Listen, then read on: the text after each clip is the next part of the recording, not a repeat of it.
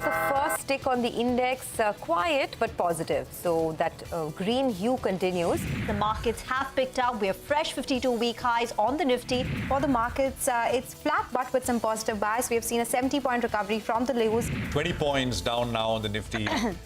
So very, very quiet. It's been that way from the word go. Third day in a row now, by the way.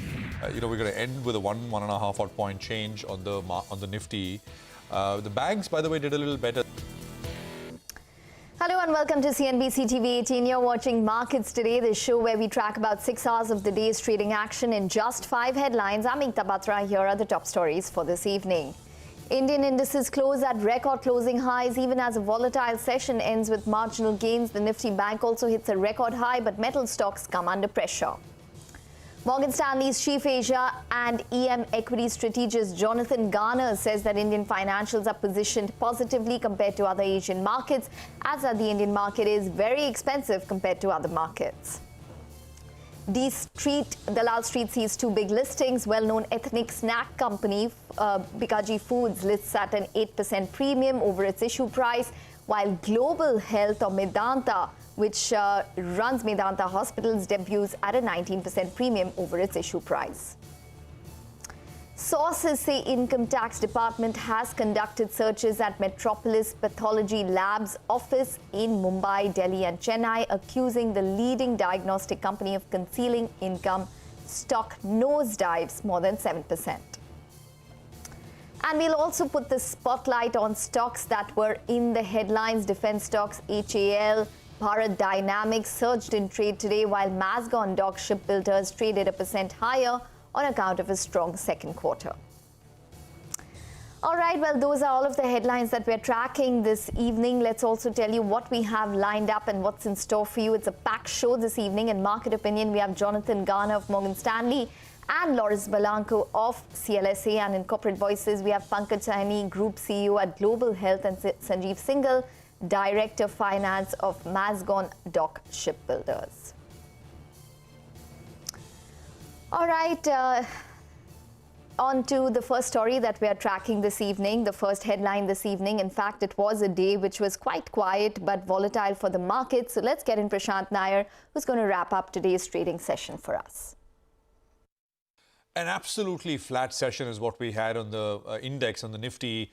There was a bit of selling pressure at 230 or so, but that was bought back and the market finally ended unchanged. Banks had a better session. The Bank Nifty, led by private banks mainly, did a little better than the Nifty, but not much. Mid caps and small caps, those parts of the market sold off a little bit more, 0.5%, 0.75% in that range.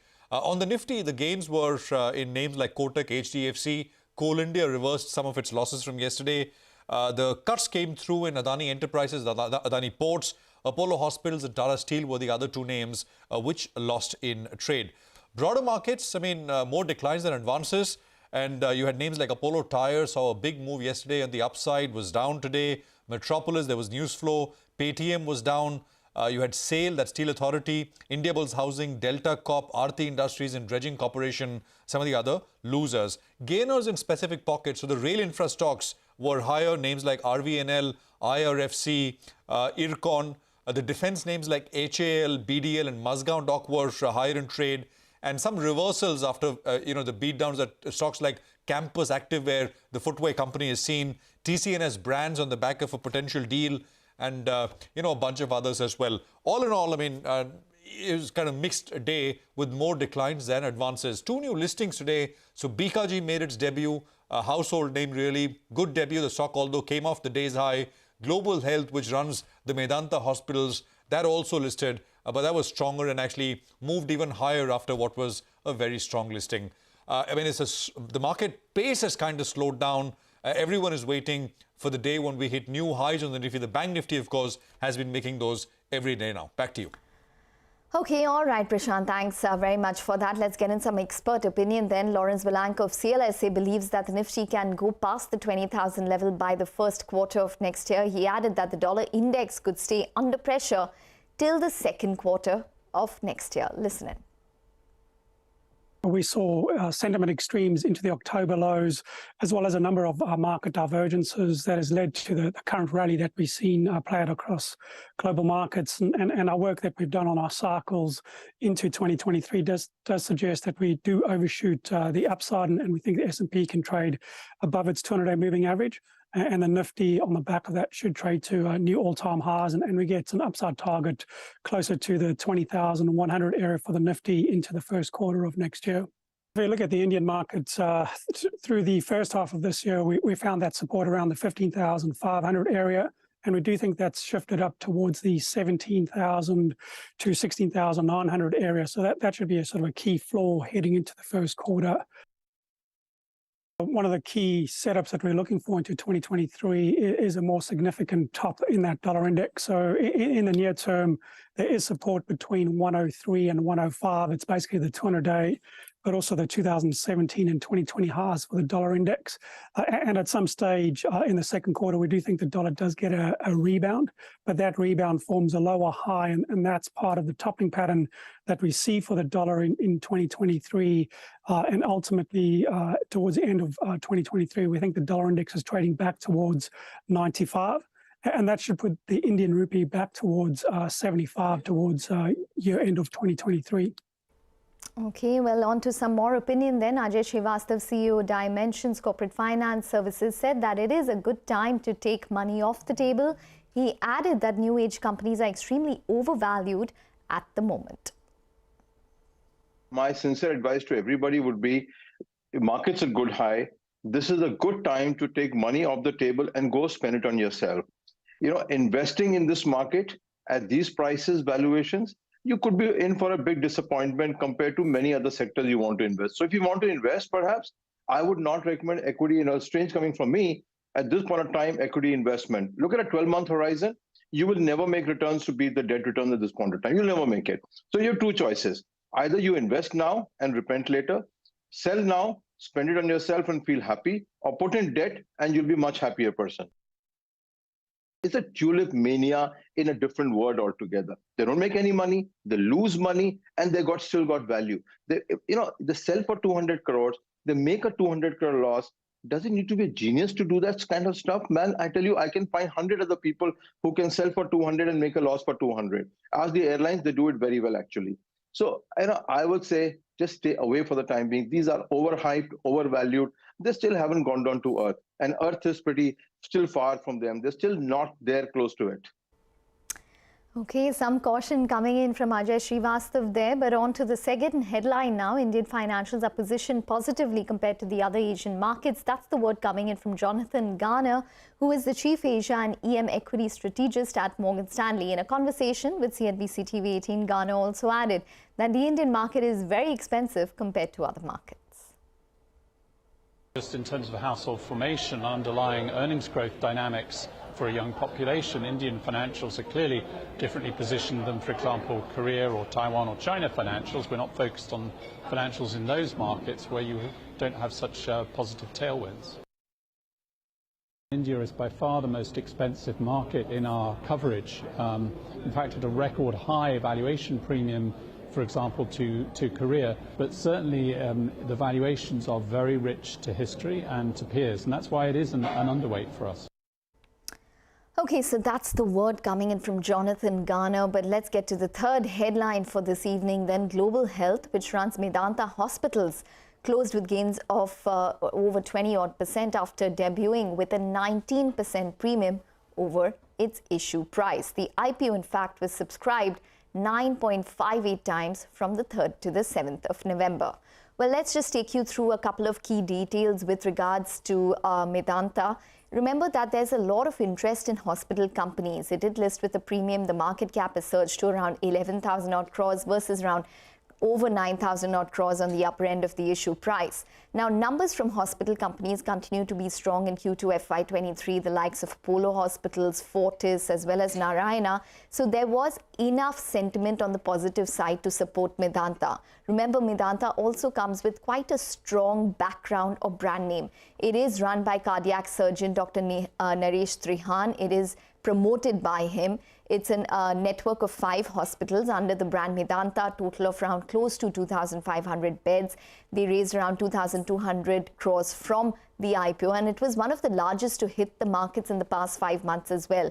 The company, in fact, raised over 660 odd crores from 52 anchor investors at 336 rupees per share. The total subscription, like I mentioned, was around 9.58 times totally. QIB was strong at around 28.64 times. Now, overall, remember that when Medanta hit the markets, it did come with a bit of a discount already. So there was a valuation gap, and hence it probably bridged it today with the surge that we saw. So Medanta came in at around 18 to 19 times at the upper band. The likes of Apollo was already at over 20 times, along with the likes of Narayana as well as Max. So there was some amount of bridging, considering that it does come with a strong name as well as margins. Now, Medanta has said a couple of key takeaways is that they have 5 hospitals operational, 6th hospital is under construction. The number of beds will eventually scale up to 3,500 by FY25. Mature hospitals have around 65% occupancy, and they're looking to bring in additional services such as radiation, etc.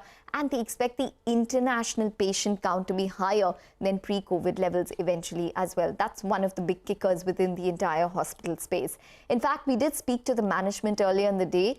Let's listen in to what the management of Medanta had to say to us. We are currently at approximately 2,500 beds across the network, across the 5 hospitals that I mentioned. That's in Gurgaon, in Lucknow, in Patna, Ranchi and Indore. And these beds will scale up to about 3,500 by financial year 25. The bulk of that incremental capacity will come in Lucknow, which is currently operating at about 500 beds, and that will scale up to about 1,000 beds, 950 to 1,000 beds. Okay, well, sticking with today's big IPO is well-known ethnic snack company Bikaji Foods, also listed at an 8% premium over its issue price of around 300 rupees. Mangalam Malu is here with the details. Well, the bhujia is spicy, it is crispy, it is tasty, but it is also expensive because it was offered at a premium to other peers, and at the same time, with the 10% uptick that we've seen in the stock price, the market cap has crossed almost $1 billion. It appears to have gotten even more expensive. We spoke to the management today about the triggers for the company going forward. They said that in the second half there would be double-digit margin as against 7% what they did in FY22, and they are targeting 2,000 crore revenue in FY23. Why just FY23? Going forward, they believe that revenues can grow between 20 to 25%, and they don't need any capex all the way up until FY25-26, where they get to 4,000 crores in terms of revenue. In fact, they also spelled out that for FY24, if they do about 2,500 crores of revenue, 250 crores of EBITDA, it would translate into 120 to 130 crores of profitability. So using those numbers itself, if you calculate, the stock is currently trading at 63 to 64 times FY24 price to earnings. Where do the other peers trade? We have DFM Foods, which is trading at 40 times, hasn't done anything for the last 5 years. Pratap Snacks, below its issue price of over 930 odd rupees, currently trading at 35 times 1 year forward earnings as well. And why just these two? A lot of the large food snacking companies, FMCG companies, if you compare it with Nestle and Britannia, which have higher metrics as well, Britannia is trading at a discount to Bikaji, whereas Nestle at 65 times, just the same rate at which Bikaji is trading. Okay, all right, Mangalam. Thanks very much for that. Meanwhile, Rishabh Jain, the CFO at Bikaji Foods International, told CNBC-TV18 it is looking at a growth of 20 to 25% going forward. It expects 17 to 20% increase in the market share in specific segments as well.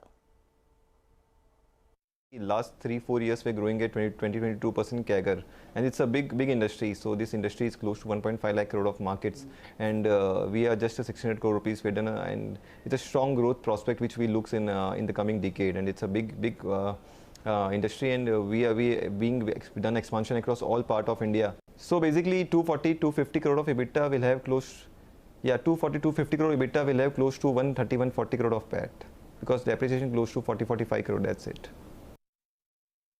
Currently, our core market is giving close to 72% of our business, and जो focus market are giving close to 17-18% of our business. So yeah, of course, so focus is always growing at 1.5 to 2 times of core market.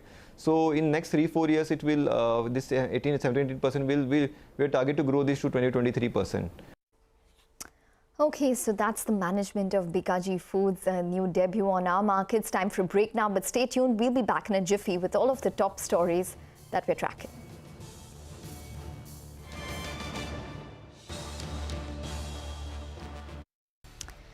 Welcome back. Well, let's get to the fourth headline that we're tracking this evening. Sources tell CNBC-TV18 that the Income Tax Department conducted searches at the premises of Metropolis Path Labs, accusing them of concealing unaccounted income. The company's stock nosedived over 7%. Timsi Jaipuria has more. Well, that's right. Sources are indicating to us that IT department, based on its internal investigation reports, is currently conducting search operations against Metropolis Path Labs. These search operations are covered across several locations at Mumbai, Delhi, Chennai, and some places in Gujarat too. The top management of Metropolis Path Labs is also under IT scanner, and the claims that IT department has is that there is a straight case of unaccounted and concealed income. As we speak, investigations are underway, search operations are underway, and we are yet to get any quantum or any specific details as to how much is the amount of unaccounted income or concealed income that IT department is claiming, whether it has actually got detailed reports, detailed proofs during these search operations or not. Investigations are still underway, but yes, sources indicate that enough evidence is available with the IT department, based on the internal intelligence reports, based on these only, these search operations are being conducted. Let's see how soon they conclude and what is the final outcome of these search operations. Back to you. Okay, all right, Timsi, important story there. But let's move on to the fifth headline now. Defense stocks surged in trade today. HAL and Bharat Dynamics surged over 3 to 4%. Meanwhile, Mazagon Dock shipbuilders traded 1% higher in trade after it reported a strong set of Q2 earnings. Earlier in the day, Sanjeev Singhal, the Director of Finance at Mazagon Dock Shipbuilders, said he expects revenue growth at 25 to 30% in FY23.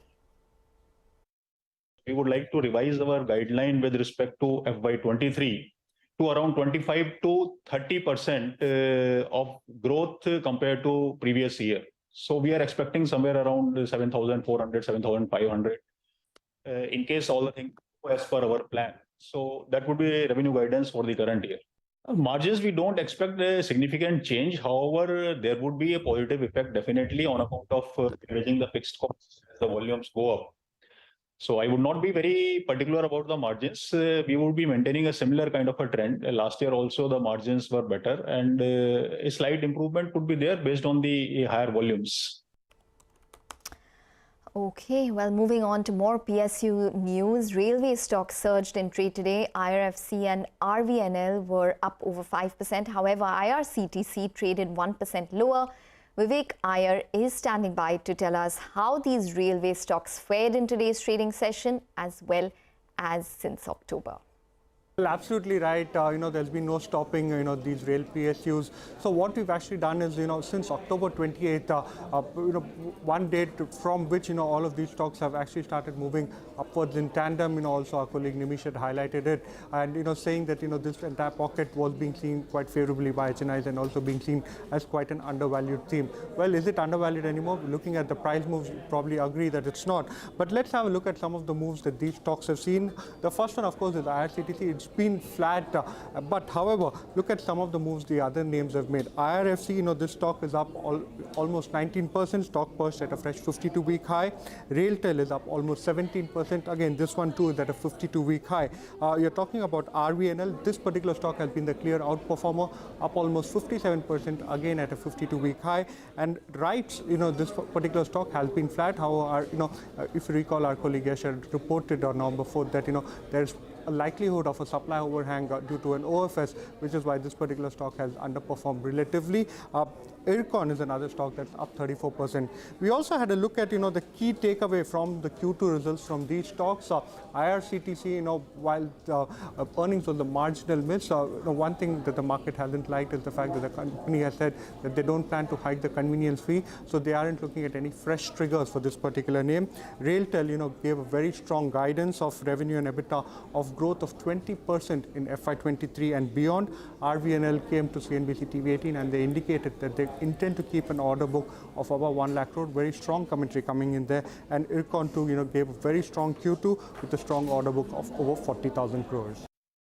Okay, all right. That's on railway stocks. But stay with us, Vivek. MSCI released updates on the treatment of the stocks of L&T Infotech and Mindtree post the merger. Tell us about that.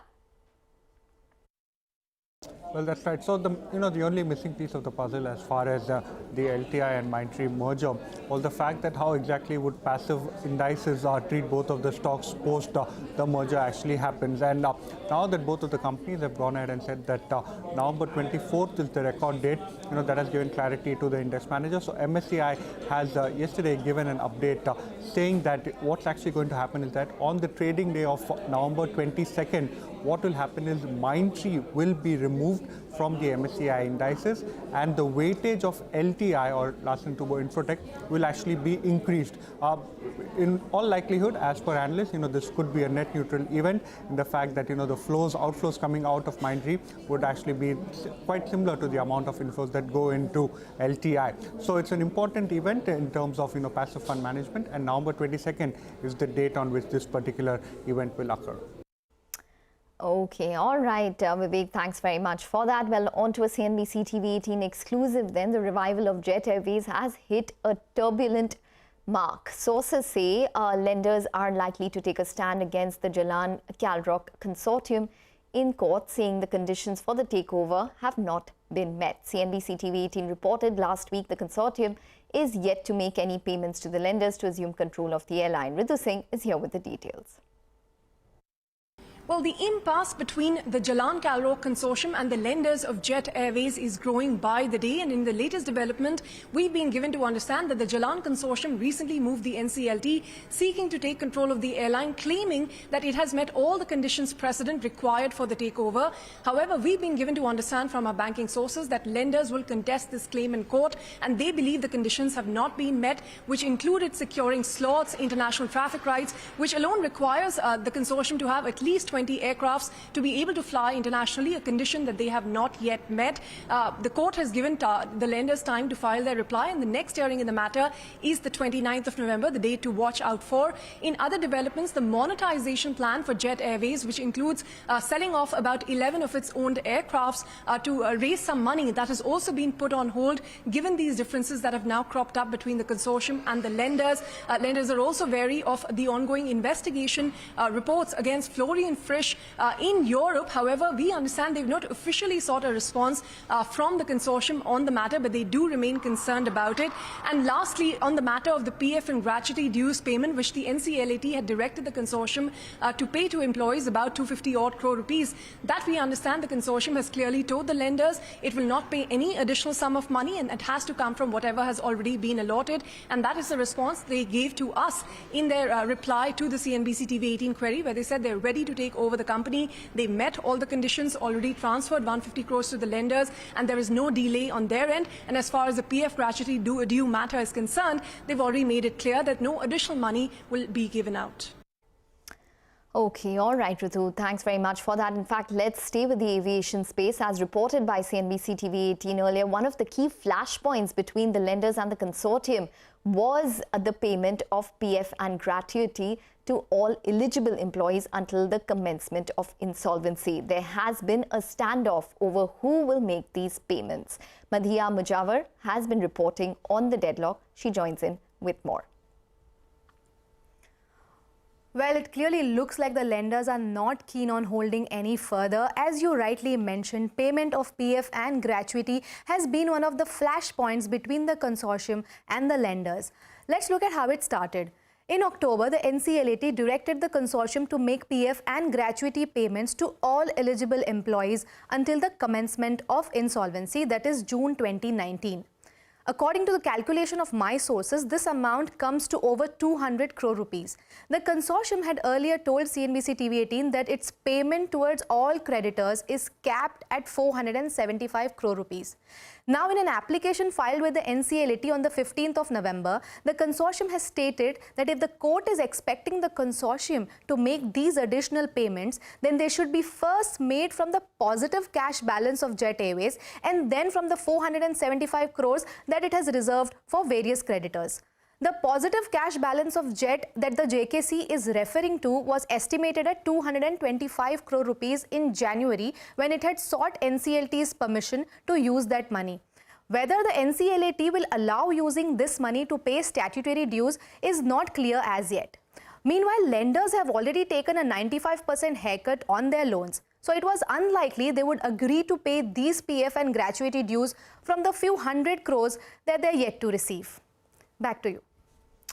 Okay, all right. Thanks very much for that. Well, on that note, it's a wrap on this edition of Markets Today. Thanks very much for watching.